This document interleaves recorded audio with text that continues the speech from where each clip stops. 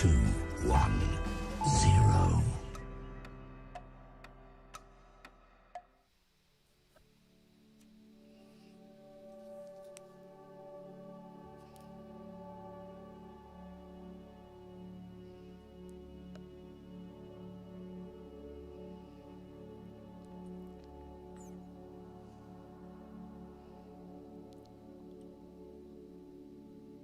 Namaste everybody. Today we're going to be doing a reaction video to Santosha Tantra, previously known as Mara Heart Warrior. She is a teacher in California, just recently retired from active teaching, who you may not be familiar with, which is one of the reasons I wanted to do today's show. I want to introduce her to you. Also, I wanted to be fair in these reaction videos I do, and so I have not necessarily a connection with her, but I actually like her, and I've watched her stuff, and I've read both of her books, versus the other people I've done reaction videos to where I'm kind of going in like, already unsure. So I didn't want people to think I'm just picking on low-hanging fruit. So I decided to turn to somebody who I like, and hopefully I can be honest in my reaction to them and show that I am being fair and I'm willing to talk about anybody here. There's many reasons I do these reaction videos, is to show negative teachers and negative things, and so we can learn through example. Also, to introduce you to people. So today's hitting those two stones. Now, because you probably don't know Santosha Tantra, I'm going to talk for a little bit about her before we do the reaction. Because I want you to know something of her, even though I don't think you need to. It's like listening to a song on the radio. You can just turn on the radio. You don't need to know the history of the band. Same thing with these reaction videos. But in this case, I want you to know something of her, because you might really like her and want to check her out. So, she is an artist by trade, who has had an array of spiritual experiences that led her to become, in her words, enlightened and becoming a spiritual teacher. She is not a cult leader in any way, shape, and form. And when I say cult, I mean it in terms of Robert Lifton's 1951 study that outlined 8 pieces of criteria. I don't think she's on anywhere close to any of those, so she's not a cult leader. She doesn't really have like a huge organization that I'm aware of. I think it's just people who gravitate to her, who volunteer their time to read emails or update the website, or, you know, put up YouTube videos randomly. Hint, put up more. She's not famous. I heard about her through a friend of mine. She keeps it very modest, I think maybe deliberately, or maybe that's just the way her path has gone. From what I can get, she focuses a lot on personal growth. It's not necessarily about meeting God face to face or achieving enlightenment. It's just about growing as a person and learning and getting in touch with yourself, which I have said many times is the foundation to everything else. If you're not in touch with yourself, forget about meeting God. You have no thing that you can really do for God if you don't know yourself. And for me, that's almost like the purpose of life. We know God. That puts us in line to be a tool of God. And then being a tool of God, we can meet God. That's sort of the way I see it. And we may have spiritual experiences on the road to finding ourselves, but we truly can never achieve something until, you know, we are self-aware. And that's a hard road to travel. And a lot of people don't talk about it in religious circles. They just want to skip to the end. A lot of us actually want to skip to the end. But Santosha Tantra doesn't. She also works a lot with women and their personal growth. And honestly, as a guy, I never thought about this until reading her 2 books. And then I'm reading about experiences. She has a talk, we're not going to review it today, but there's a short talk online about how to worship or do sadhana on your period. Okay, wow, didn't think of that. Or how to find a spiritual life when you work all day, have 2 kids, and an abusive husband. how to find a spiritual life. Oh, okay, I didn't think of that. She does a lot of work with women. She doesn't exclude men, and if you're a guy, please don't feel excluded by her. That's just who she's brought around her and what her teaching has been, and through her own time as a wife and as a mother. It is amazing work that I don't see enough people doing. Enough people in any way, shape, or form, whatever the religious view. I have a Christian minister friend in North Carolina, and I actually shared a video of Santosha Tantra with her, and she's done a lot of stuff with women's stuff.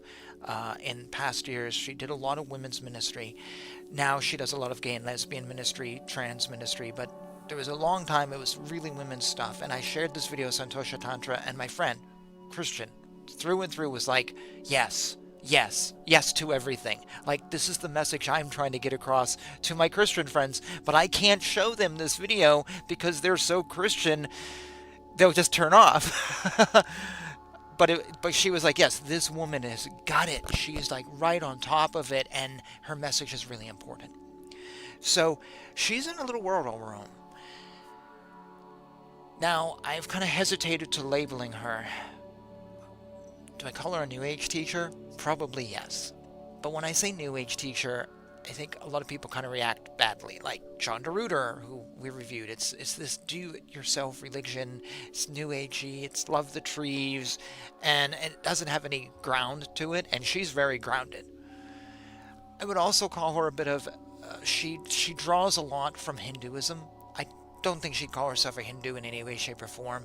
You know, she's inspired by Raman Maharishi. She's traveled around. She brings in things.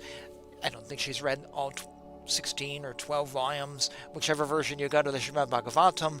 I never hear her refer to scriptures in any of her talks. That's one place where her and I are going to differ, because I tend to want to promote people to go to the scriptures. She doesn't.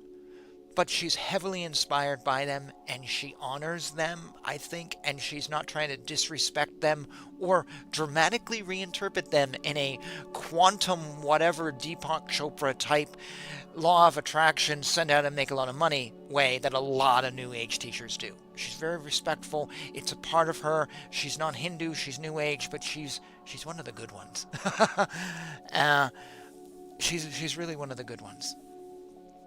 I haven't listened to any of her stuff in a long time, though.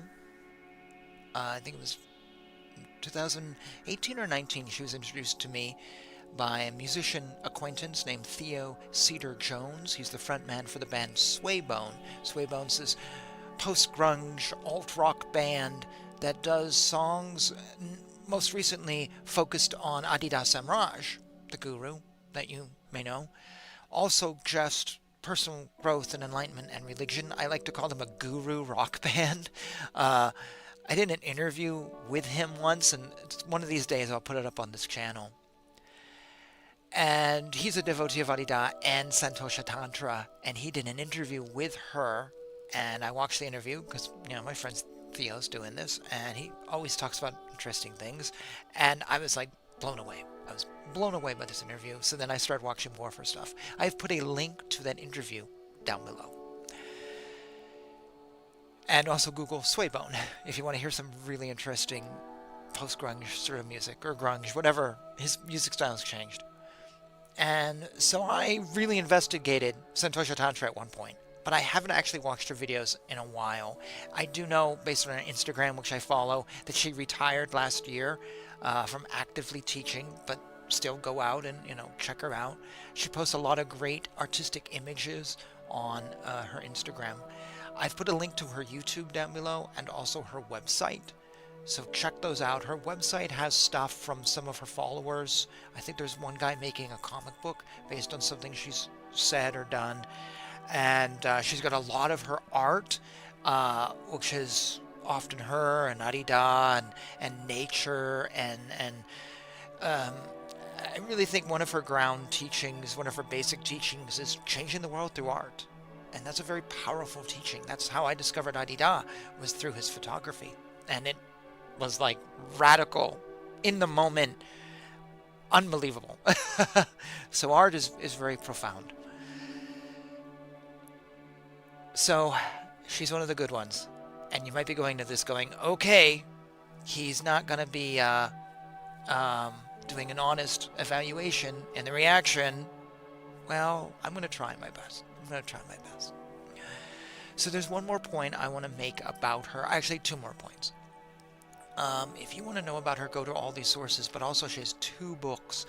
One is sort of an eBay find. It's under the name Heart Warrior. It's part memoir, part stuff coming from her students. And I used to have a copy. I gave it away to a young lady struggling with yoga and spirituality. I thought the book needed another life, so I passed it on.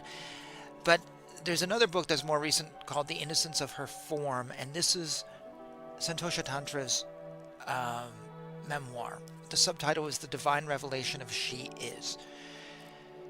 This is a great book if you like stories of teachers and what they did and how they did it and where they went and encounters, and she tells it all here, from her marriage to her son to being in a traditional women's roles, breaking out of that, becoming an artist, becoming enlightened, etc., etc. This is a really, really wonderful book. You can find it online. I think she also has a version on her website that you can read, or she used to. I'm trying not to say too much because I want you to go out and read the book. I want you to check out her videos and let her speak for herself. And in a little bit, we'll get to that so you can hear her own words. But I do want to read two things from this. And then this is the second point that I'll get to, and then we'll get into the videos. So she is tied to Adi Da Samraj. Some of you might be like, yep, I'm done. Please give her a chance. There's a love and hate relationship in this world with Adi Da. And I say this as a former 3C devotee who has had a love and hate relationship. She has had people who have been part of Adidam recognize her, like Theo Cedar Jones, and even myself, recognize her as something. And then others in the group are like, go away. You are not one of us.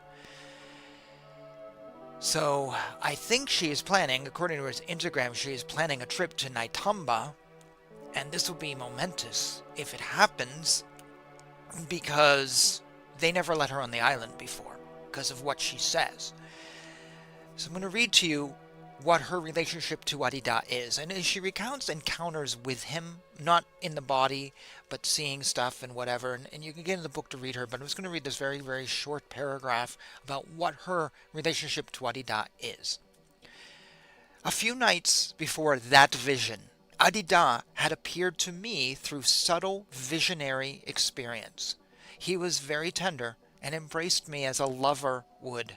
He whispered into my ear words of love and praise, calling me his equal and referring to me with the spiritual title of Mother.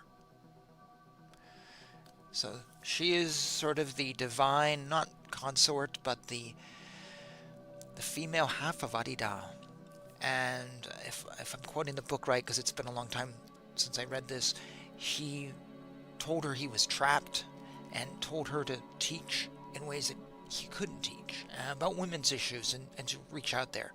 So Adi Da is a huge part of her teaching, but she's not an official member of Adidam.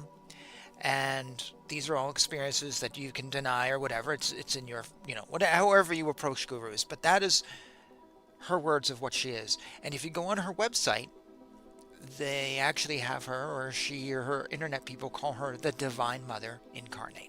So she's more than enlightened. She is the Divine Mother. I guess you could say Adi Da is the Divine Father.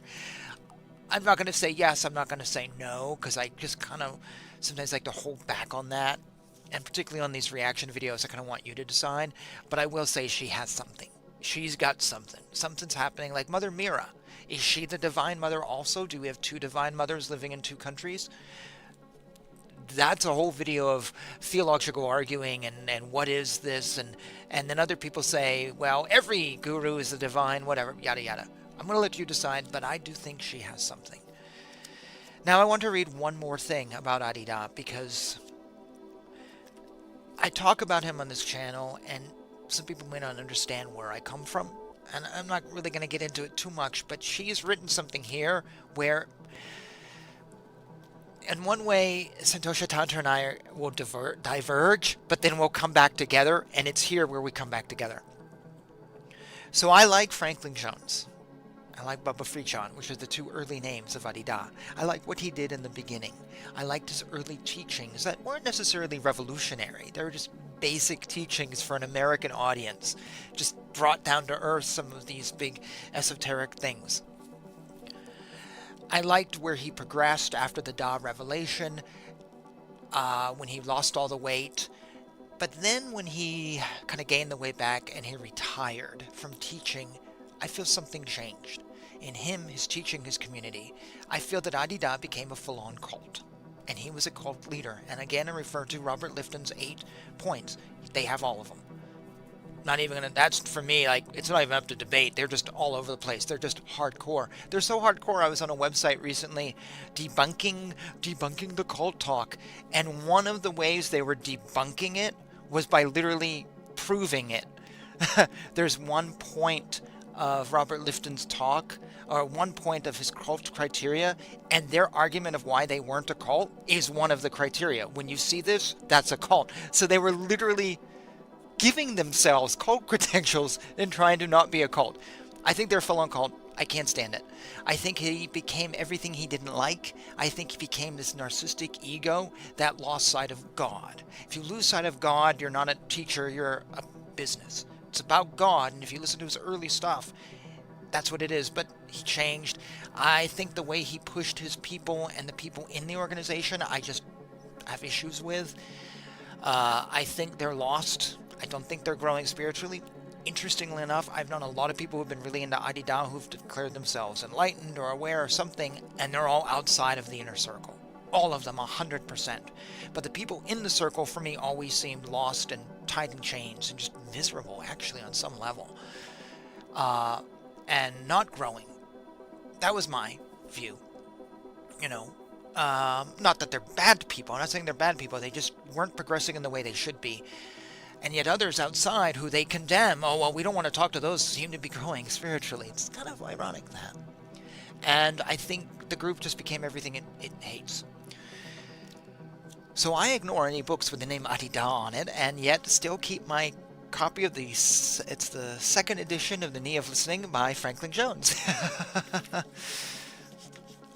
And he also is one of my teachers as a formal, as a former devotee. He's one of my teachers, and I can't deny that he was. So, and there's some things he says are good. So it's a love and hate I have with him. But I want to read something now, a couple things now from Santosha Tantra, because this totally, for me, is what I feel. So while Santosha Tantra is into Adi Da and feels that there's all these things, and I'm completely off now, I've cut all those strings, that's where we diverge. Where we come back together is what I'm about to write.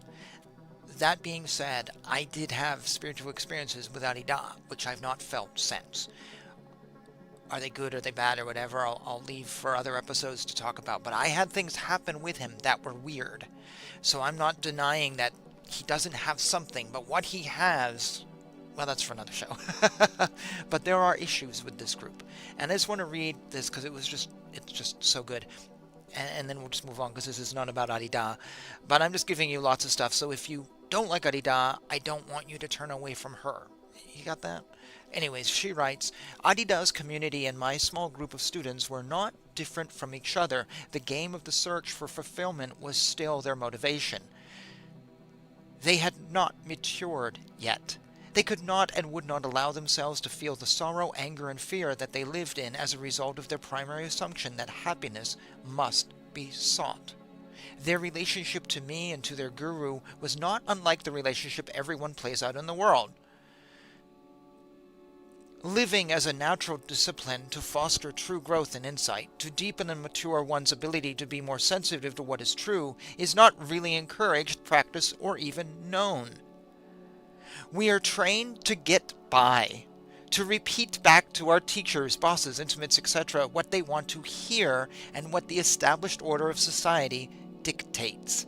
We are trained to be desensitized to our feeling sense that attracts and opens up to the deepest and truest mystery of life. The way the leaders of Adi Da's community treated me, my students, and and their own students was very typical of anyone in the position of leadership in the world. It was an insider-outsider game, a suppression of feelings that must conform to rules and teachings and dogmas, and must be disciplined if it gets out of control. The established order always tries to protect itself and always sees change as a threat to survival. Because my friends were addicted to the search for fulfillment, the true maturation was not allowed to occur. The male leaders of Adi Da's community were terrified of the free flow of feeling sensitivity and established their own little niche inside a spiritual community where their own searches for fulfillment through prestige, power, leadership, and perhaps the acquisition of spiritual experience could be played out and protected. It was just the world game. And we were all expected to conform to the lowest common denominator.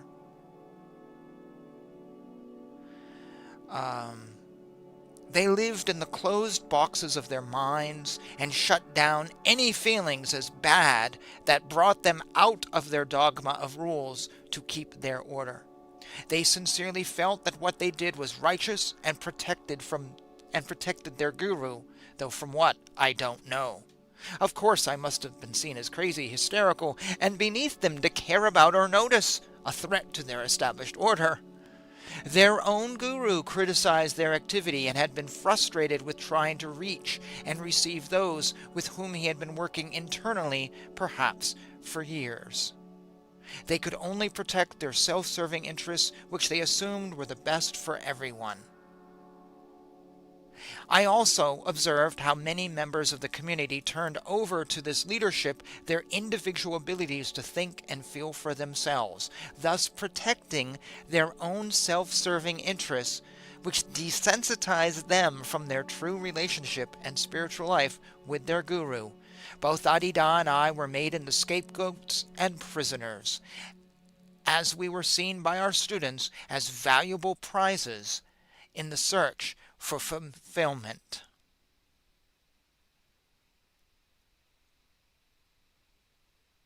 She then goes on in how she wrote a letter to Adi Da, which was perceived as a threat and an attack, and basically held away, at arm's length from this organization. And I couldn't agree more. For me, Adi Da was just a power trip. It was just a power trip.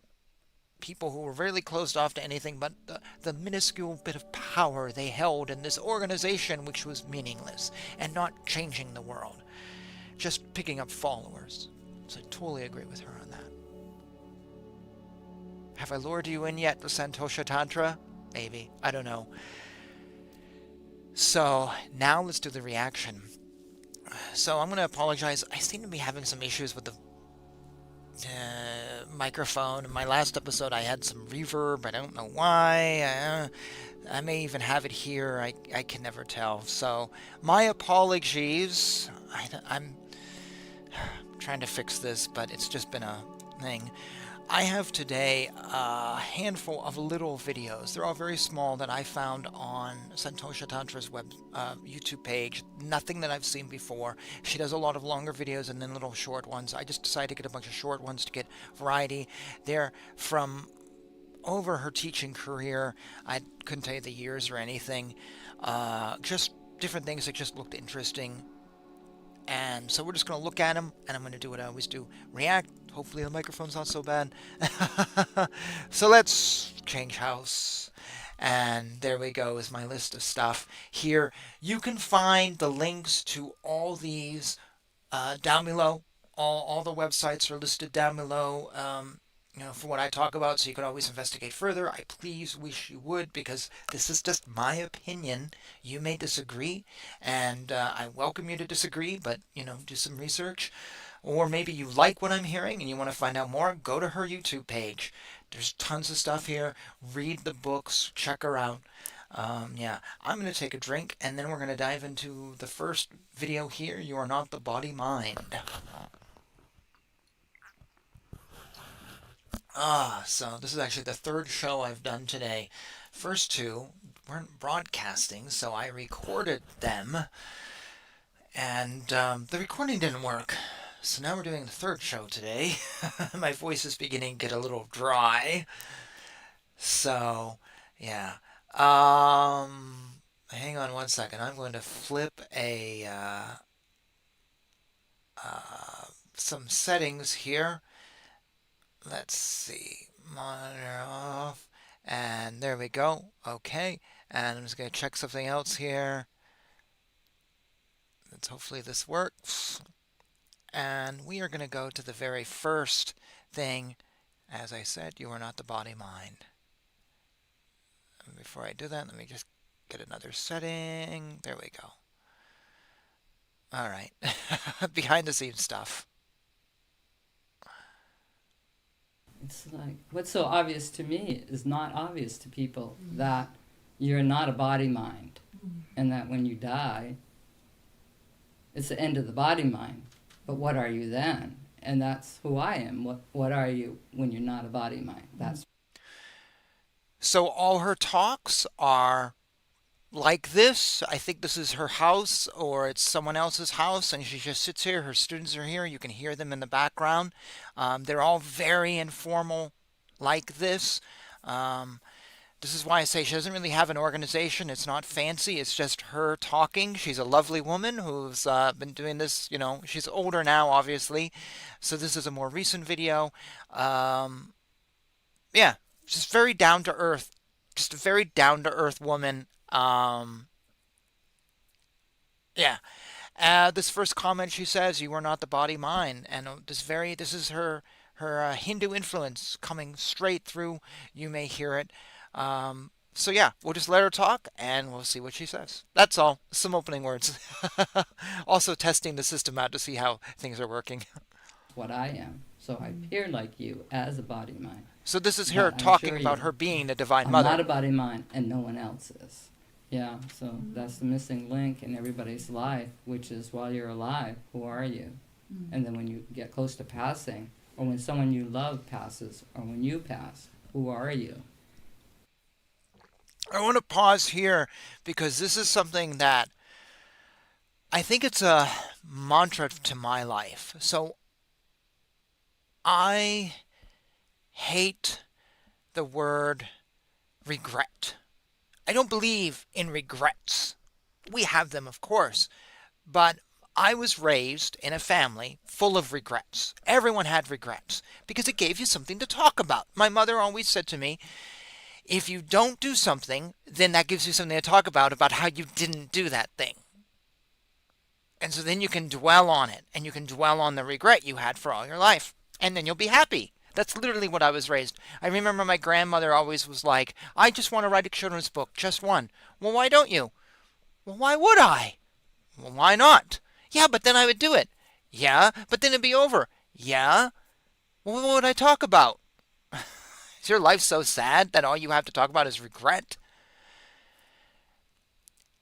I see. So for me, I'm very proactive. I've been called a Renaissance man and all this other crap, which isn't true. It's just I want to do this and I want to do this and I want to do this. I want to have no regrets. I want to try. Even if I fail, I want to try. I applied to law school and I was accepted. I wanted to be a lawyer. I turned it down, but I applied and I did it. And one might say I could regret not becoming a lawyer, but at least I made an initial attempt. So I have no regrets on that front. And I work in a law firm, so everything works fine. A lot of people don't even attempt it. And I think that's where we all end up at our deathbed, just like Santosha Tantra just said, going, who am I? Because we never attempt anything. We never do anything. And we never come to know ourselves. We never know our potential. Because we are so comfortable, we never want to risk anything. Because, well, what could happen? Well, probably nothing. Maybe nothing will happen. But maybe a good thing will happen.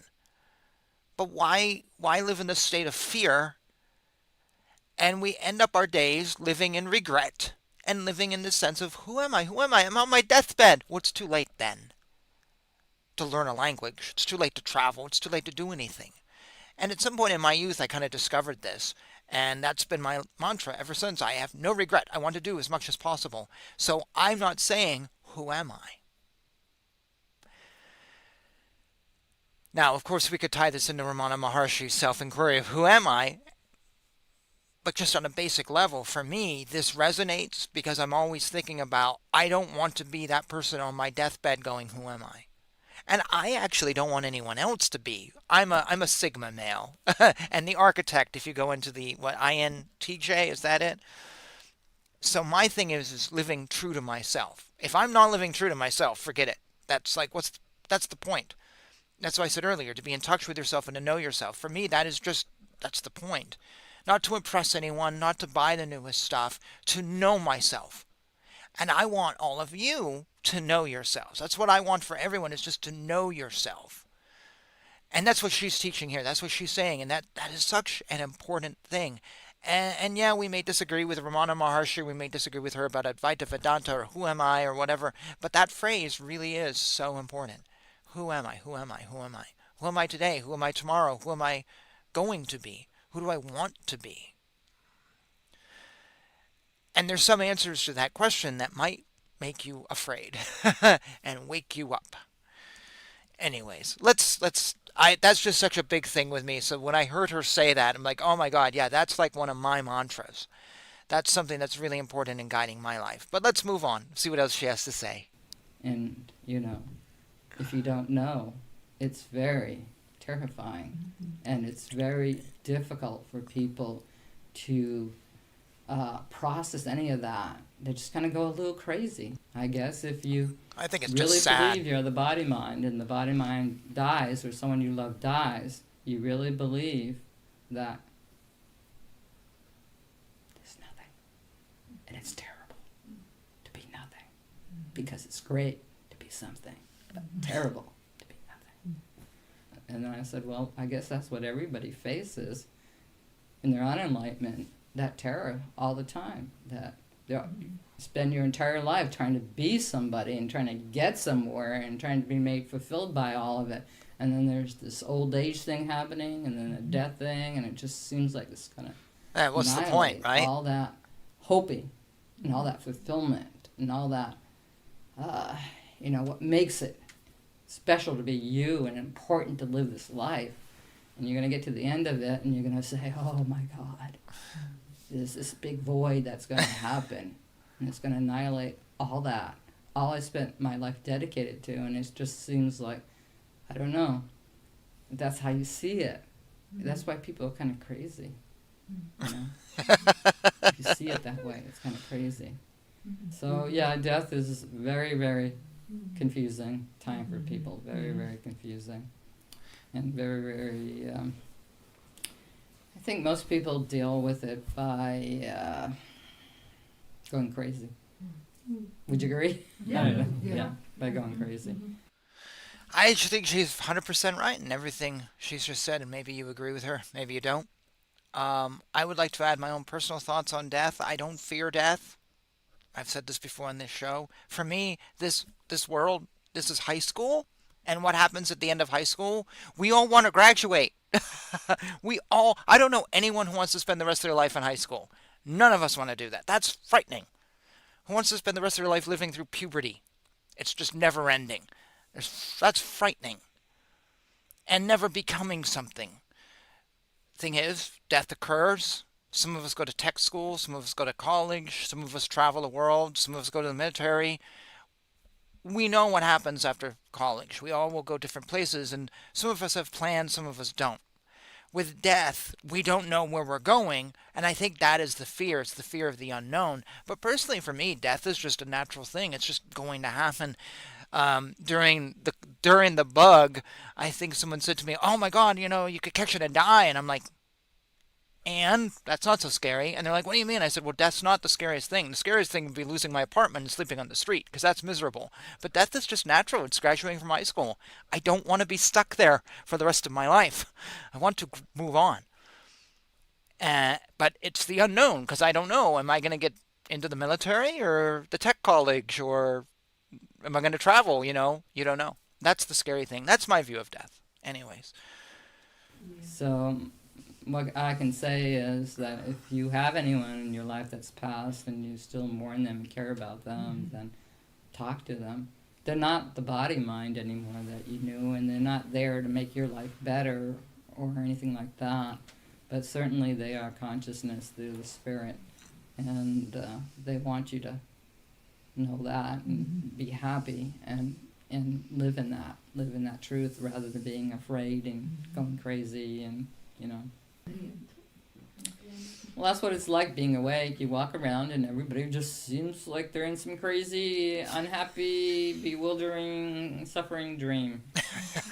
And they don't have to be. So that's why I'm here, I'm awake, and offer this relationship to all these people that have been here for a while, including my daughter, my son,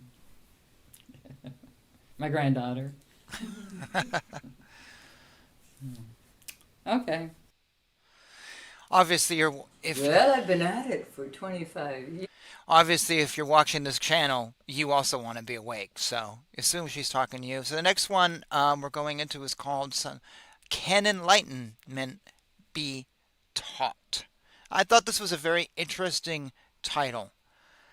I thought this would be very interesting to see what she has to say. Can enlightenment be taught? Years. It's really teaching me a lot. I don't know how well I'm doing with anybody else, but I don't know. I don't think you can ever know the influence you have. You really can't. Just hope for the best, do your best, and if someone learns and grows, it's to their own credit. You don't have to take credit for it. So she's very so humble. why not? I think it can be taught with that kind of. Everything influences everything, and why not? Why can't you learn meditation? But of course, like all experience, you have to be willing to experience it. And a lot of people feel they live through other people's experience, knowledge gained through actual, deliberate, ongoing experience, and they try to possess and own it as their own, which is a mistake. I think in modern society we've come to a point where a lot of people don't experience things. They don't go out and do stuff based on fear. They're afraid to, and it's become very easy through the internet and all to live through other people's experiences. And I'm not talking about like someone travels around the world and you don't have the resources to, but just going out for little things. We live through others.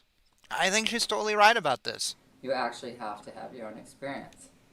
But that someone who's had that experience can give you some pointers, some help, or actually be an example or a role model or a feeling of that experience being lived, that can be a great benefit to others.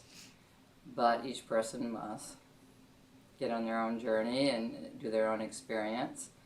And what I'm talking about is, say you love sports, music, and you can live through other people's experience of being a musician or an athlete, but you're not actually experiencing it.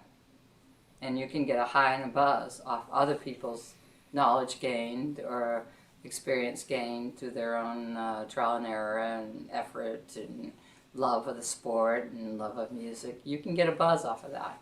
You can come in contact with. Unless you're one of these people who is so arrogant and full of themselves that you don't want anyone to come into your thing and disrupt your world of knowledge.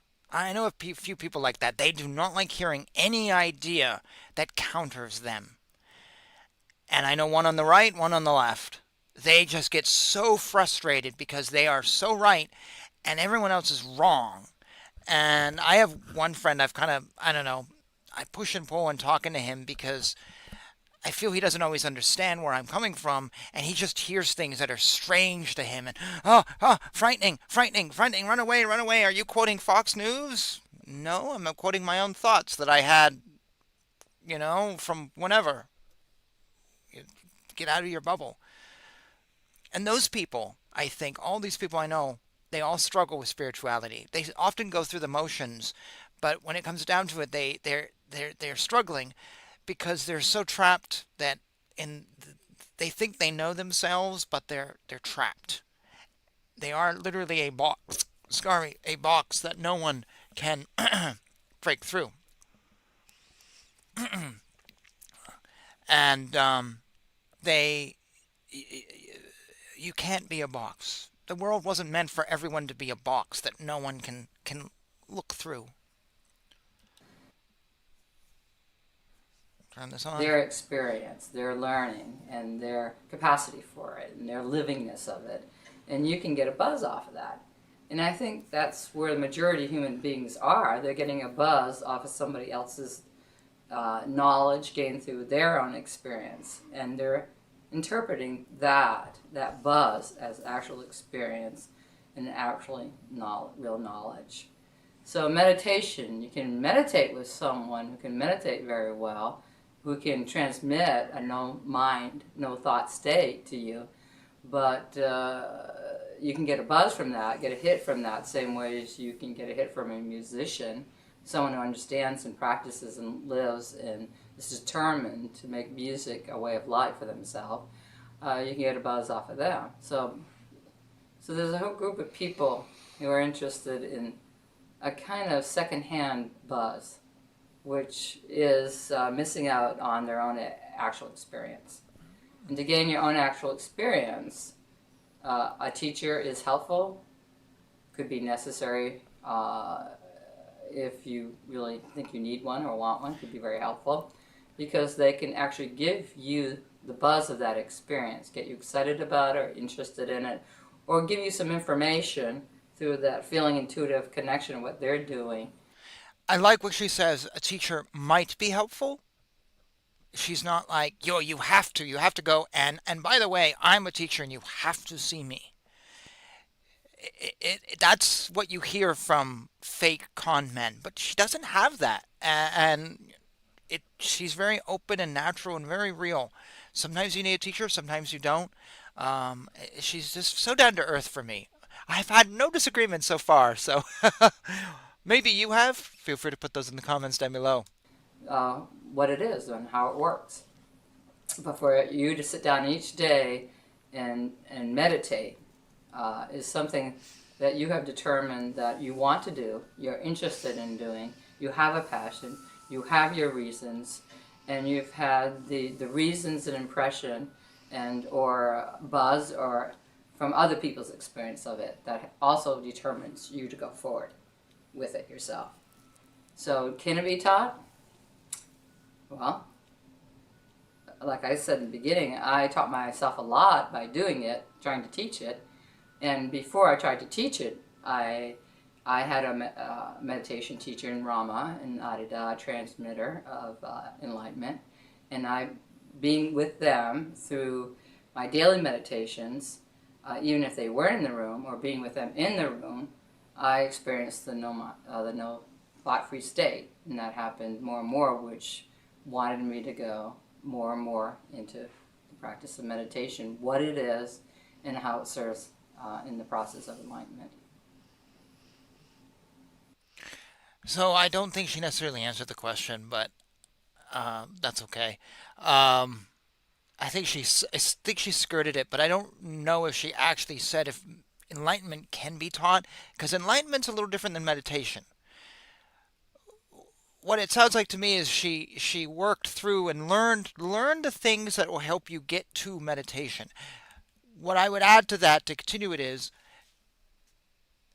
the grace of God that grants us these things. That's my belief. That's the belief that is brought to us through the scriptures.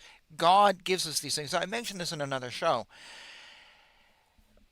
And so we can have all the tools, but at the end of the day, it's God, snapping his fingers going, okay, now you've got it. And she didn't say that. Maybe she hasn't thought of that, or maybe she doesn't look at it that way. But for the way I was hearing was she was going, well, we can learn all these things, and kind of maybe we can learn enlightenment. But I would say, in my first point to argue against a video with her, that actually, no, we can't learn enlightenment, but we can do everything, we can learn everything, and we can get everything all the ducks in an order, all the pieces together, and then God can step in and grant to us that enlightenment. Of course, it's not the most positive thing to say because we want to be able to do it ourselves. If I do A, B, C, take classes X, Y, and Z, then it will happen. But that's not what the scriptures say. And that's me coming from a scriptural background, and which is also where I differ from her because she doesn't take that approach. Um, but it's dependent on the will of God. No matter what we do, it's dependent on the will of God, and that's kind of pessimistic. I got it. I got it. Doesn't fill us with hope, but I think that's the way it is. But that's a minor. It's the first thing I've said against her videos. The rest of it I'm just totally on in agreement with. So this one's called Meet Each Day. Well, just meet each day. Yeah. And If there is a disillusion going on, just meet each day. Get up and meet it. Meet it with openness and love. See if you see fear, release the fear. Bring back the love. Trust yourself. Trust Adi Da. Trust me. Just keep going. Because disillusion, if that's what's occurring for you, is not an easy business.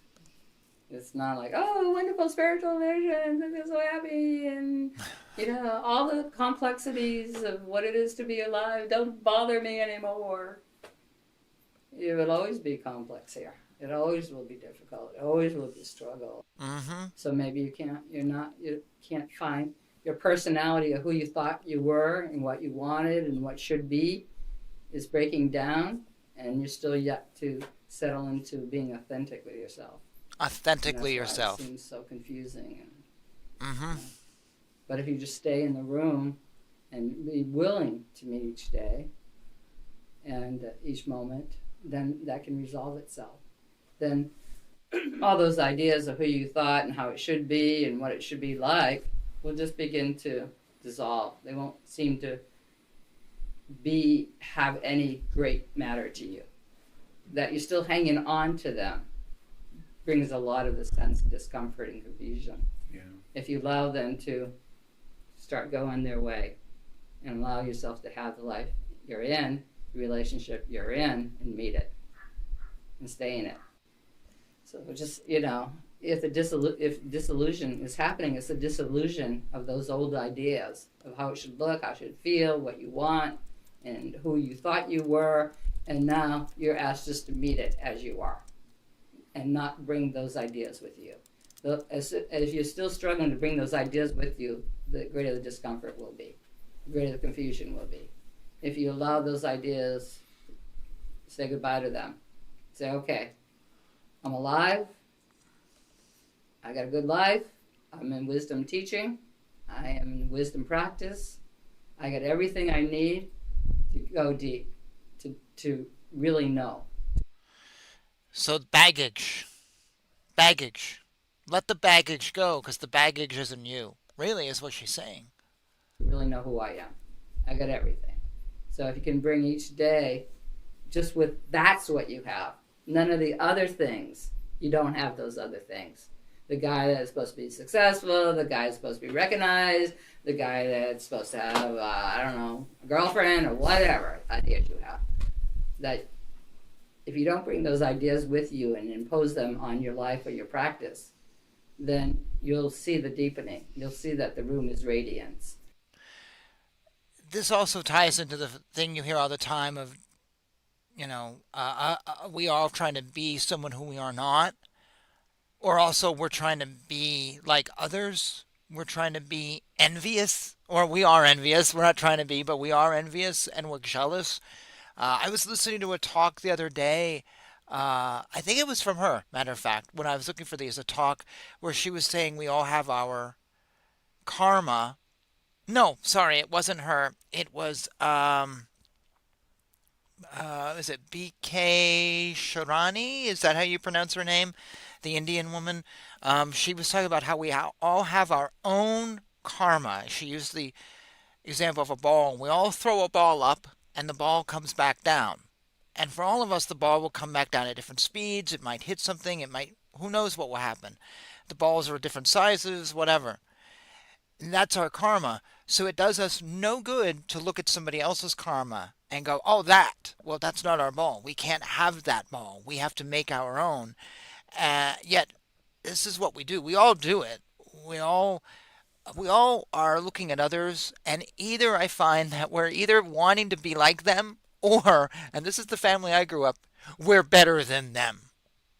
You know, I like to people watch, is what I used to hear growing up from my folks. Well, people watch meant criticizing everyone you see because you're better than them.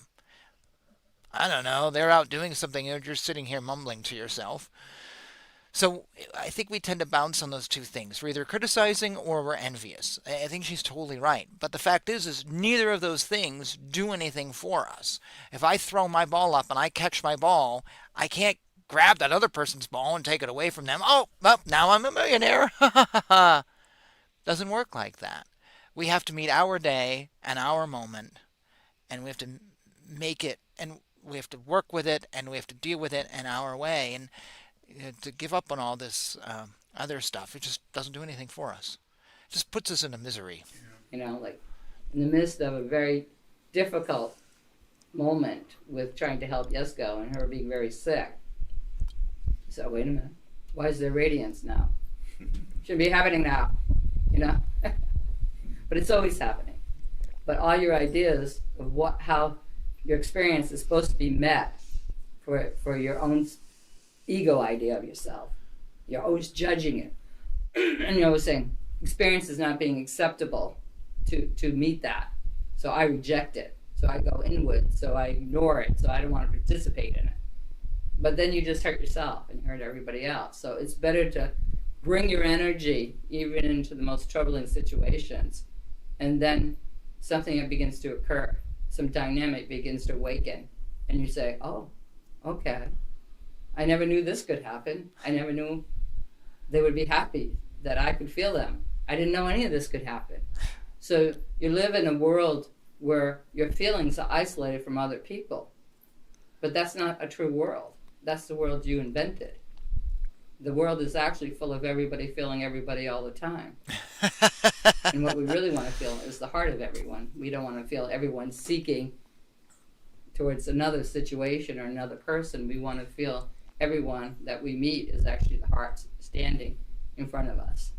And we want to meet that in everyone. Easier said than done. So keep working with it. Maybe in, you know, we have 3 people who said they're really struggling, you know. So that's part of it. But it's not like there's no hope. There's no conviction of already true, already happy. You know, you do have faith in it. You do have conviction of it. But the practice, you're bringing something else with that knowing. And that's all the things you want to escape from in life. So you built another fantasy of what you can have so you can escape those other things you don't like. What don't you like in life? Anything that's kind of hard, right? It's what I've been talking about, circle spirituality, how we're always going in circles. So she's like, well, you create this thing to get away from this thing, but nothing's going anywhere. You're always going in circles. You know, 3 kids crying, or, you know, or illness, or, you know, not having enough money, or whatever. All those things. Oh, so this is the same video, it looks like. So we're going to skip to the next one. This one's called Stop Feeding the Pattern. It doesn't matter if you get what you want or you don't get what you want. It still equals unfulfillment. That's the gathering of the power. That's the gathering of taking the teaching and living it and using it as a powerful means for your freedom.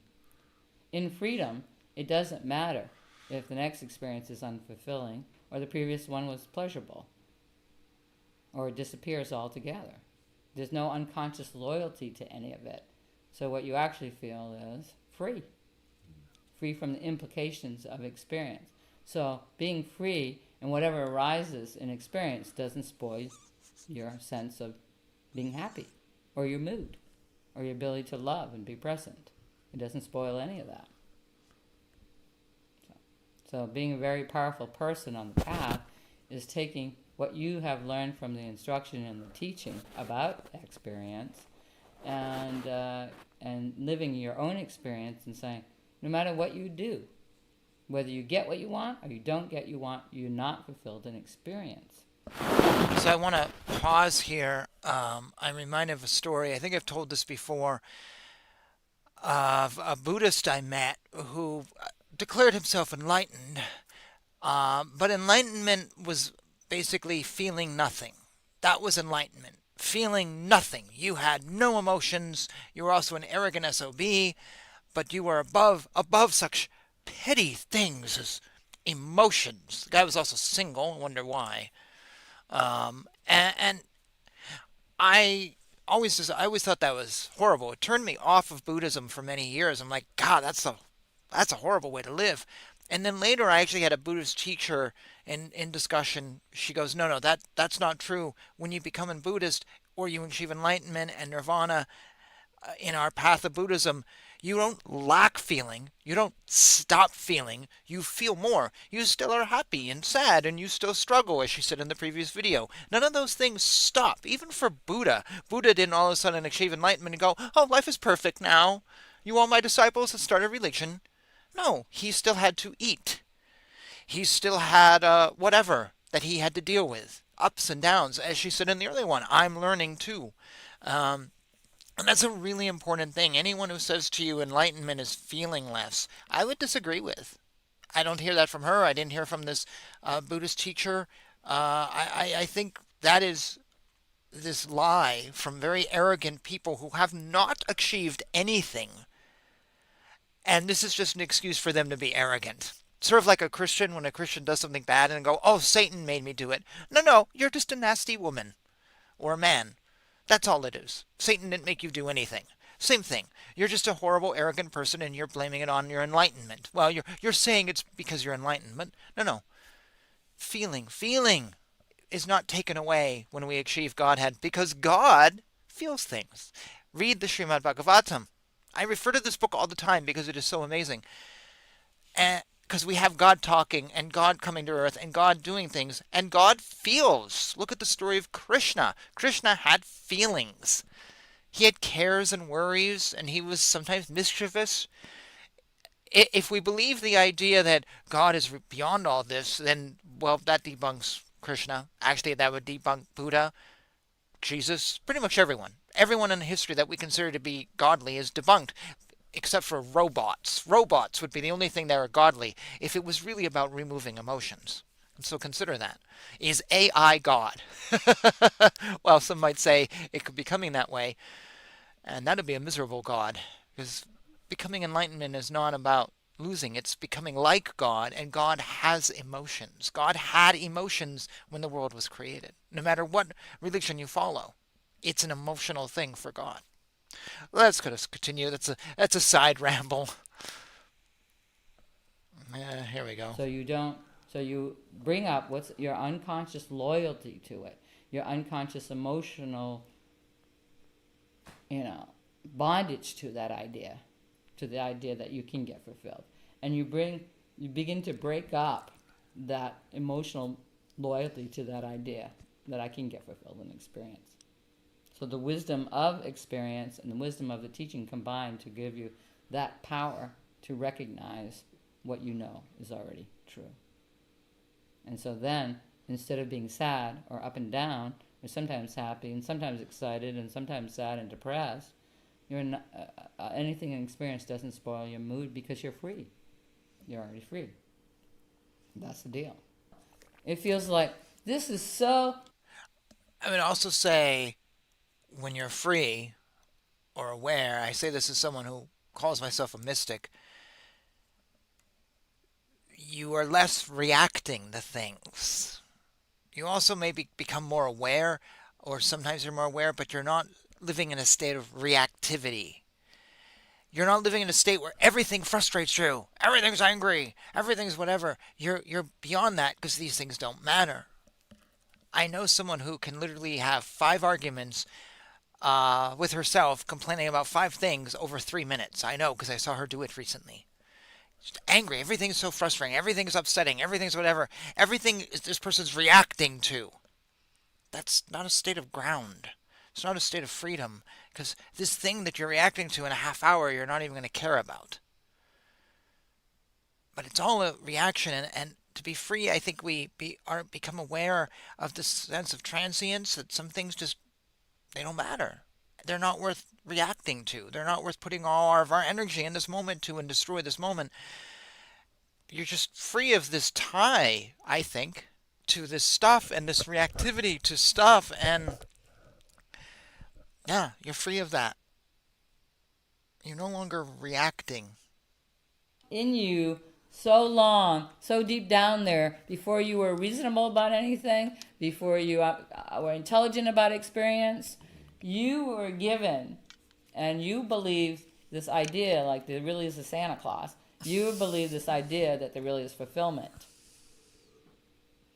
And then when you went about experience, you noticed that if I'm smart enough, I'll figure out how to do my survival correctly. If I'm smart enough, I'll meet somebody and we can have a reasonably good experience together, you know. Nothing can be perfect, but it can be doable and satisfactory. But you also want it to be the unconscious part, the emotional loyalties to this idea. Not only can it be reasonable and satisfactory, it has to be fulfilling. See? That's where you lose all your power. So you generate a certain amount of power for meditation or practice or realization, but it all becomes corrupted or falls away because you haven't dealt with this emotional, unconscious feeling that you're loyal to, being very powerful.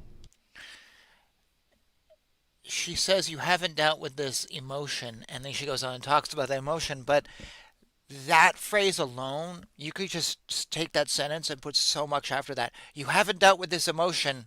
Okay, fill in the gap. I think that is so much of what hinders us in so many ways, because we have all this baggage, as she was talking about, and we have all these patterns that we're living in, and these expectations, and this jealousy, and this envy, and this reactivity, and it all comes down to our emotions of today, of yesterday, of tomorrow, and we don't often deal with the emotions. We don't take them and set them aside and go, okay, we're still living in them. You know, we're still, it's like, I'm forgetting the word right now. Like an LSD trip that just keeps coming back, or a nightmare that haunts us or something. We often don't deal with emotions, good and bad, and just things and whatever, and belief systems we have, or this is something, and I will speak from personal experience. This is where I had trouble with Adi Da. Some people may say I speak harshly about him, but honestly, if you compare me to today to where I was a few years ago, you would be surprised. I went from loving Adi Da, life dramatically changed, OMG, this is it, I gotta be along to this, to hating him, and hating the organization, and just hating anything to do with it, hating the thought that would come into my brain, hating the memories, and then hating myself, and then eventually I had to work through. I literally had to work through the emotions. I had to work through the emotions. It took actually writing a book about it, matter of fact, writing a poetry book that actually was part of that, and then finding a new teacher. And I remember at one point I was like, I have to cut the strings, because these emotions to Adi Da are actually holding me back from this new teacher. And sorry, I'm stepping on something. I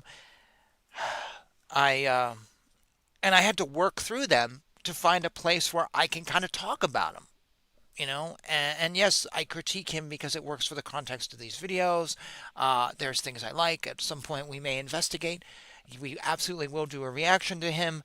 But it took me a while to get there, because for a long time, I literally was like, oh, Adi Da, because there was so many emotions that I wasn't dealing with. And once I cut those strings, it was like freedom. I can fly. I can develop myself to that next place. So she is totally right. That sentence alone, without anything else she's saying, is just super, super valuable. You have to excuse me. So I'm sitting on the edge of our chair, and my girlfriend lifts weights for her cross training, for her marathon running, and so the weights are sitting on the ground. We don't have them on a shelf or anything, and so I put my feet on them when I'm sitting here, and one of them was just moving on me. Sorry. Would be to what? To be able to see the unconscious, make it conscious.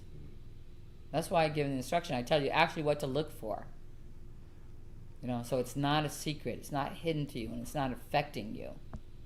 So you can say, okay, person of power has given me an instruction about what to look for when I'm losing my power. So when I'm snarky, when I'm angry, when I'm sad, I've lost power. I hate that word, snarky. What is it that you're buying or believing in that is getting you to lose your center? I have a friend, he promotes himself as, I'm your snarky friend, and he actually promoted himself as, if you want a guest speaker who is snarky and will tell snarky jokes, to call him up. The guy is so clueless about himself, it's mind-boggling. Like, everyone I know is like, yeah, he has no idea what he does or how he acts or anything, because he's so invested in that. So whenever I hear the word snarky, I think of him, and I'm like, oh, I hate that word. Don't be snarky. Trust me, I used to be, and it really disconnected me from a lot of things. And I was trying to be Groucho Marx. I'm not Groucho Marx, and you don't want to be Groucho Marx. Yes, this unconscious belief, because it's hidden. Everybody keeps it like under there, because it's a childish thing. You're loyal to your childish dreams and your childish feelings. That's what I just said. Groucho Marx. So I'm giving you the power of understanding.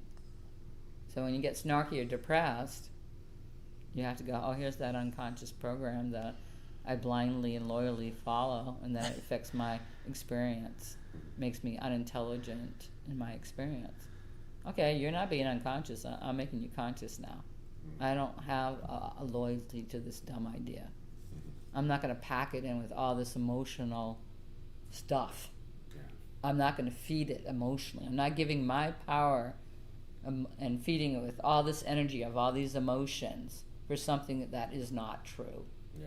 I'm stop feeding it. When you stop feeding it, you're just present in relationship. That's called recognizing and releasing the contraction. So, two comments she just said, recognize or losing contraction. That refers to Adi Da's clenched fist.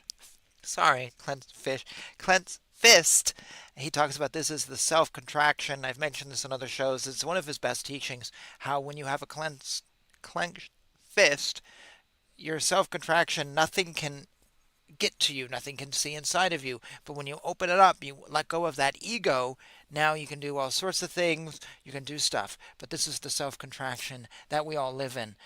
Also, I wanted to make note, we've now watched a few videos here, and you may have noticed she doesn't talk about God very much. She talks about enlightenment, but she doesn't talk about God. She doesn't refer to more traditional Hindu things, which is why I call her a New Age teacher. But you also notice what she's talking about isn't gibberish. It isn't feel the love of yourself as you travel this cosmic quantum universe of the love place or whatever. It's not like you're bound to that idea and you're suffering that idea and you're hang on. It's very down to earth stuff she says. This is very basic, living your life. Not somebody else's life, not trying to be somebody else, but living your life in touch with yourself. This is not what teachers talk about. They do word vomit, as we discovered with John DeRuiter. They throw out words like love, love, love, love, and try to describe things that are useless to you. That was the problem I had with my John DeRuiter review. He was like, well, if you get the love of yourself, in touch with yourself as you go around yourself, and it was gibberish. That means nothing at the end of the day. Okay, I'm at a 7-Eleven right now. Just came from my girlfriend's. We had a fight. How am I going to get in touch with myself, which is surrounding myself in the love center of my whatever? It's gibberish. She is so down to earth talking about stuff in a very basic manner that nobody else does. Very few people. Very few people. In a way that we can take everything she said and apply it. And this is what I love about her and other teachers, because sometimes I think we get so lost in our theological talks. Well, what about this? And our history talks, and our dissection of this scripture talk. But we lose the greater picture. The greater picture is to not decipher this particular word in this text, it's to know God. The greater picture is to be in touch with God, not to discuss some theological concept, of how it relates to this and whatever. It's to know God. Sometimes we use those discussions to distract ourselves, I think, because we get so into them, we're lost. Yet when we go to 7-Eleven after the argument with our girlfriend, those theological discussions mean nothing. But what she says is right there. It's what we're feeling. It's what we're doing. And that's why I love her. And I've had, one complaint with her? Because I just really like her. And I'm thinking to myself as she's talking, okay, I could interrupt her and say something, but I have nothing to say. And yes, I'm biased going into this, and I told you I was biased, but I really think that she is totally unique in her teaching and what she's saying. Just, I agree. She's right on. Now, maybe there's other talks that I could have chosen where we would disagree with stuff, but these I've randomly chosen. I just think are so, yeah, I don't know if you agree or not. Maybe you don't. Maybe you think she's out there. Maybe you think she's more of a psychologist than a spiritual teacher. Maybe whatever. I don't know. Feel free to reach out. Put whatever thoughts you have in the comments down below. You know how it goes. If you'd like. I just personally think she's really awesome, and she's just in a different place than 90% of teachers out there. She's in a different place than 98% even. I think she's in the top 1%. And I was talking about her, the top 2%, I guess. I was talking about how 98% of teachers aren't true. They're just self-help teachers, they're whatever. I think she goes beyond, well, all of them. Yes, you could say this is a self-help teacher, but I think she's also discovered something and has something and is in touch with something that puts her into that 2%, along with like Mother Mira and Raman Maharishi. I put her up there. I put her above Adi Da, because Adi Da for me doesn't make the cut, because he is a cult. But she does remind me of Franklin Jones and Bubba Friedjohn, who were very much down to earth before they were trapped. In the quote that I read earlier, trapped and became prisoners, he was very much down to earth too, in his crazy wisdom and dealing with just issues and things and living life. And that's where she is. So some might say she has absolutely continued the teachings of Adi Da in the way that he couldn't because he was trapped, but she's not trapped, or not anymore. Anyways, I don't know. Agree, disagree, whatever you want. Feel free to comment, but let's keep going. Loyal to that idea, and you feed that idea. You stop feeding the idea, what's going to occur? You're going to experience freedom. You're going to say, well, I know how to experience doing, what I have to do in this life, but I never knew what it is to experience actual freedom. So, I know what it is to do a good job at my job. I know what it is to be kind to James. I know all this stuff, but you don't know what it is to be free because you haven't gathered your power profoundly enough to experience it yet. It's really, you might have had some intuition, some dreams of it, but what if that was to be your everyday actual experience? It's a funny thing. Being completely free is fulfilling. Yeah. But it doesn't count on any experience. So you're looking in the wrong place for the thing that actually is true, and you linked it up with experience instead, and ignoring that actual experience has no fulfillment in it because you're given a program of being younger that it should be. And you have a real opportunity for real freedom and to wake up. So, but this is where you have to gather your power and stop feeding that little childish unconscious, with all your emotions, you're feeding it. So being angry is feeding it. Being depressed is feeding it. Being happily related and doing your obligations, that's not feeding it. And, a funny thing happens when you don't feed it.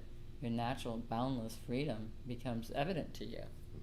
And you're like, you can't even imagine why you bound it up with trying to make this girl make you happy, or this music make you happy, or some experience just somehow building you up and making you feel safe and happy. Actually, real freedom is never feeling safe. It's feeling boundless. Feeling safe is unhappy, because everything changes and disappears. And what does it disappear to? The light. What does it arise from? The light. So it's all the light. And what's the most attractive thing to see and be and recognize? The light. So this next video is called Test Your Beliefs. I thought this would be very interesting. So you have this idea, and everywhere you look in the culture, it's reinforcing this idea. And this idea is, someone can make me happy. And then you go out. We even say that to gurus. Experiment to find that someone. You go online, offline, down the street, in the club, in the church. See your granny's grandson or whatever. Look everywhere and under every nook and cranny. And then you say, can you make me happy? Yes. So two people find each other, and one says, I have this idea that somebody can make me happy. And the other person says, I also have this idea someone can make me happy. We both have the same idea.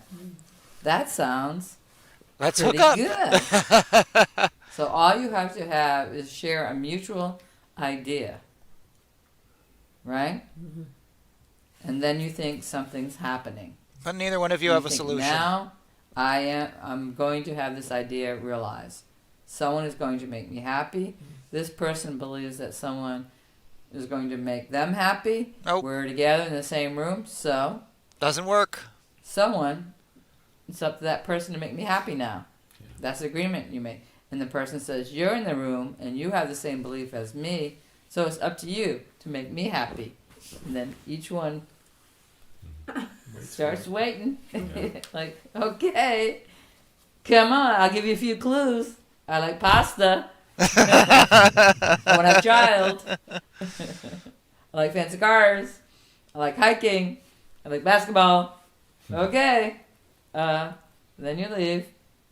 But in between sharing the same belief, you make the assumption that the other one's responsible to make that belief actualized. Because the belief is that's they're going to do it. Yeah, that someone is here to make me happy. This is where There's you went nothing wrong. more dangerous than a belief that is adhered to. Because beliefs are just like any tools in the physical. They are either intelligent and you can use in the moment. But there's never a time when that belief that someone is here to make you happy is going to be very useful. Almost never. Now, what if you had a contest and you said, I'm having trouble with this belief that someone is here to make me happy. I will give $1 million to anybody who will spend a week with me and make me happy every moment. And if at the end of the week I agree that you are here to make me happy, at least for that week, you get the $1 million. So Where's Julia Roberts, right? what's going to happen? And then you're thinking, well, I am having an amusing time. This does seem to be going well. But by the second day, maybe if you're really hip, or maybe by the seventh day, you begin to think, they're just doing it for the money. Yeah. The different beliefs that people have, and they function, and they're function with, and they're very loyal to, they don't actually really work out. None of them actually really work out. And you could come up with some more beliefs and go over them and say, well, if you're really honest, that doesn't work out either. Mm-hmm. And yet, everyone's living a life with these beliefs. Someone's here to love me, make me happy, more is better, you can get away with stuff, you know. They're going around and living miserable lives, acting like those beliefs are actually really good. No one will point a finger and say, this belief is ridiculous. It doesn't work. And yet our whole culture is advertising and being loyal to it. So if 10 billion people believe in a belief, does that make that belief actually true? I'm laughing because I was, sorry, literally watching a Christian apologetic, whatever, person the other day, minister, on YouTube, who literally said, well, everyone believes this, therefore it's true. I was just like, no, no, no. I mean, if half the world believed that we actually live underneath the crust of the earth, would that make true? No. If half the world believed that we don't breathe air, we breathe motor oil, does that make it true? No. But leave it to the Christians to use lousy arguments, and I've pointed out how they argue in other videos, and we'll do more on that. But it was just nice to hear her say that. Rational thinking. And rational thinking, though she hasn't used the word, is underneath so much of what she's been talking about. In all the videos we've been watching now, rational thinking has been right there. She's never said anything that is asking you to believe something that you can't experience, that you can't prove, that is just theoretical. She doesn't talk in theoretical. She talks very rationally. Even in terms of emotion and life, it's all very rational. Let's go back. Is one person believes that belief is not good, does it make it, can they be right? Yeah. So each person has to go down the road of their own experience and test out the beliefs that they were given by the culture, or just given in general, just absorbed. You don't even know what they are, you know, until you actually talk about it, until you actually communicate about it. About coming into the room and be without a belief, it's a complete openness and vulnerability that people don't want to have. So you wear your belief like it's your clothes, a status, right? Mm-hmm. I'm pretty cool. I have this belief, and you wear it on you so other people read it. We all agree that someone is here to make us happy. Yeah. We all agree more is better, right? Mm-hmm. And you wear that. Yeah. But when you get home, you kind of sit in your house and you're kind of depressed. Mm-hmm. You're kind of sad, you're kind of mad, you're kind of angry, you're kind of annoyed, you're kind of frustrated. So if your beliefs are really producing that happiness, you wouldn't be sitting around when you're not out convincing, you know, yourself by other people convincing themselves, and you're all in the same room trying to convince each other. You wouldn't be feeling any of those emotions. Adhering to a belief is a world of suffering. Don't adhere to a belief. You think being open and vulnerable without beliefs is a dangerous situation. No. The dangerous situation is adhering to a belief. Being adamant about a belief that isn't working. Yeah. That isn't true. Yeah. That isn't helpful. That isn't good. That is the problem. Well, the villain of the world is these bad beliefs. And to be without a belief is actually the real connection and vulnerability everyone wants and needs. But to be without belief that there's someone there to make you happy, not to come in the room with that belief, then you would actually relate to people naturally, in a natural way. If I see you and I say, well, he's not here to make me happy. That's not his job in life, or that's not my belief. I just say hi. And you either smile back or you don't. It's just a natural event. Nothing else has to happen, or something else will happen. But it's all spontaneous and natural and authentic and relatable. But if you come into the room and say, who's here in this room that's supposed to make me happy? When will I find that person? Oh boy. Then nobody ever suspects the belief is wrong. Everybody thinks that somehow they're not doing it right, or the other person's not doing it right. Yeah. Any belief has its limits and failures, and that's what you have to recognize about believing in something.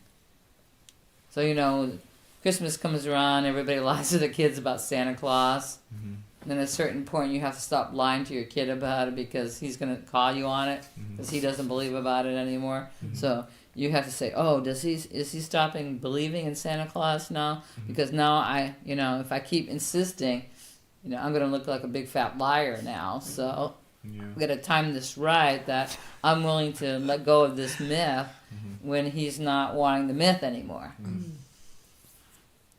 So what if you come into a room and someone goes along with your belief, but as soon as they see you're doubting the belief and you don't trust it anymore, and they say, is this really real? And you go, nah, I don't think it's real either.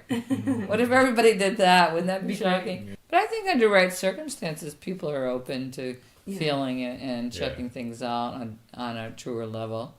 But people can come around to consider something more, because for suffering, the psychological suffering that everybody endures in life, we have to account for it somehow. I'm just going to pause here. I want to see. So we have one more video left. She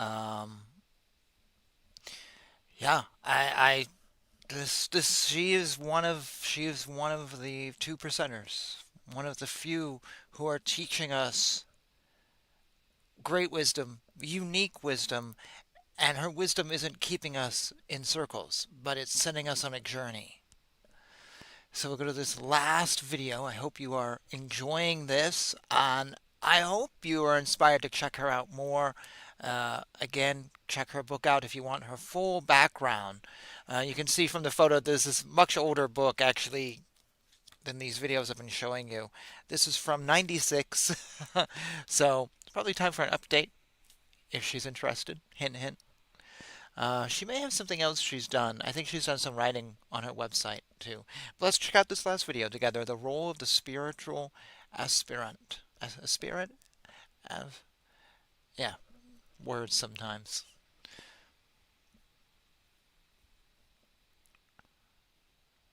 Over the years, I'm really more adamant that you're playing a role of being a spiritual aspirant. So wherever you go, my part here is It's the same. it's the same.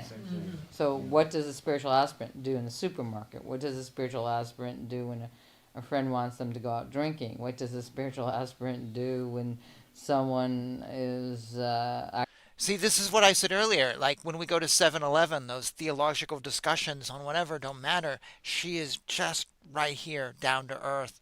Things that actually matter. That's a lot of what I try to do on my channel. Whether I have succeeded or not is up to you. It's living life to me is the greatest spiritual journey. Did the Big Bang happen? Did Shiva create the world? Did the world come out of nothing? Those arguments almost don't matter sometimes. It's because it's at the end of the day, we all got to go to the grocery store.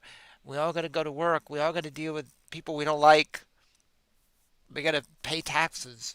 And that's what I love about her. acting ridiculous and conniving and you really have to see yourself as that and that role. And then you can determine if you're really playing the role well or not by the results you get. Are you more accessible to all sorts of low life conditioning and assumptions, or have you outgrown it by standing where you're standing?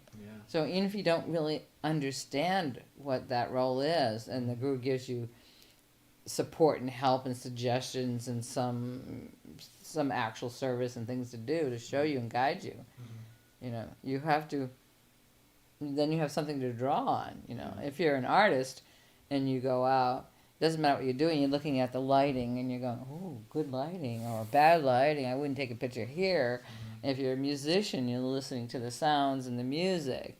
You're not just dropping the role and the potential that you have just to be in somebody else's dream. Yeah.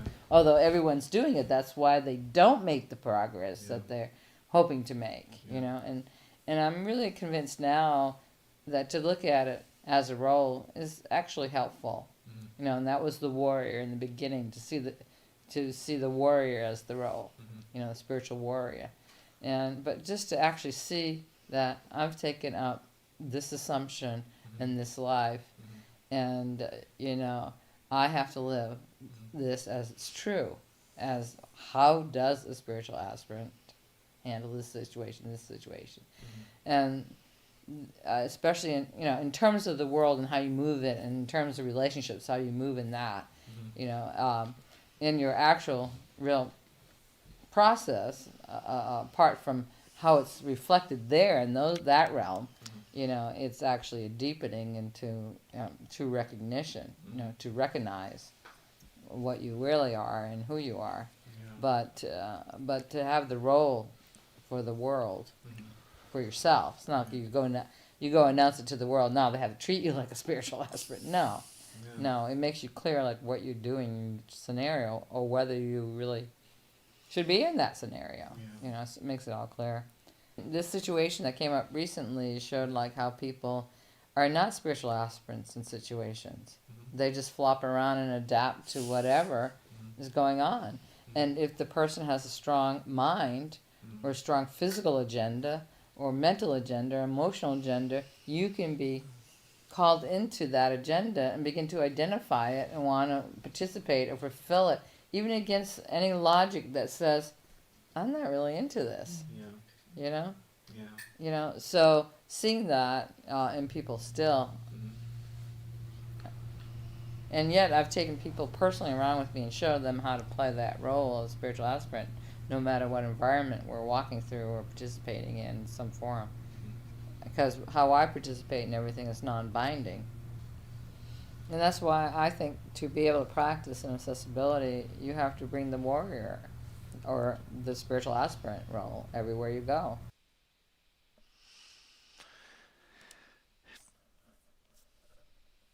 I have no words.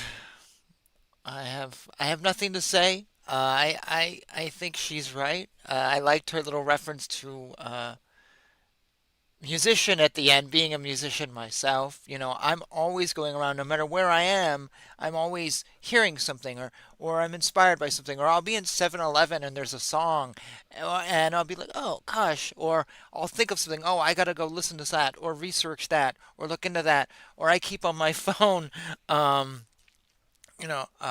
show you, I'll embarrassingly show you, the notepad. You can't see it, but these are all beginnings of songs that I have started to write. And I'll think of something and I'll plug it in. And it's not like I take time out to do this special. It's just I'm walking down the street and I have an idea. And I'm always a musician. No matter what, I see the music in terms of art and music.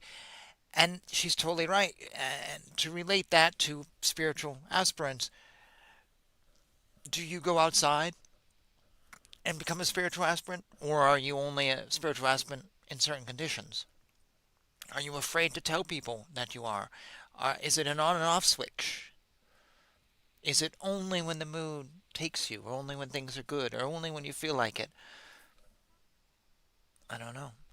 Anyways, that's Santosha Tantra, and I tried to be fair in today's review, so you didn't think I was just putting out someone I agreed with, but I agree with her. We've watched, a bunch of stuff here. I agreed with everything. One complaint, and it's a minor complaint. And other things inspired me to talk about other stuff, but I tried to be fair, and had I disagreed with her, I would have said something. But she is just, really in line with what I vibe with. So this has kind of been an unusual reaction video compared to what I've done so far, where I've complained about people or whatever. But I hope you've enjoyed this. And I hope you have enjoyed this enough to maybe want to investigate her further.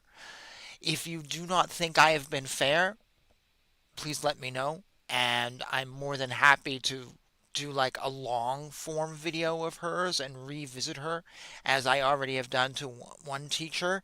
Um, yeah, more than happy to do that.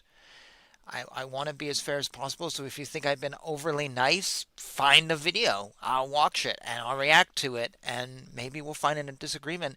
But I don't with her. I don't have any disagreements with her. Like I said, we may verge in how we view Adi Da. Obviously, we would verge, but given what I read at the beginning from her book, I think we come together there. And I think she is one of the most unique teachers you can find out there. She's saying things that other people don't say. Um, so even if you want to play the devil's advocate and say, no, she's not enlightened, no, she's not the divine mother, no, she's none of those things, I still will argue what she's telling you is is not being said by very many people. I don't hear this coming from Deepak Chopra. I don't hear it coming from other folks, other teachers who are far more famous. She is just down to earth in a way that very, very few are. So even if you don't think she's divine, I think she's still actually pretty special. And I am very happy to introduce her to you if you don't know her. And I hope I have inspired you over this hour and a half. And with that, I'm just going to say thank you so much for watching. Thank you for being with me. All the ups and downs and little mistakes that this live show does. Whatever, such is life. And yeah, thank you for tuning in. Please subscribe to the channel. It means a lot for me. Like, comment. You can also see this on BitChute, Rumble, tons of podcast sites. The links are down below. And also, if you want to reach out to me, there is a private email that I put on everything. So if you don't want to post publicly or whatever, please respond. I'm going to tell you, I don't always respond to comments. I just get very busy and I just don't have time to read them from multiple, sources. But I do respond to all emails. And if you want to support me, there's a website down below to my books. I'm actually working on some spiritual novels right now, two of them, which I hope to have out at some point. So yeah, that's the obligatory small print for every channel here. And I'm just going to say thank you so much for. I hope your spiritual journey has been enlightened by this last hour and a half. Jai Shri Krishna. Be well. Take care.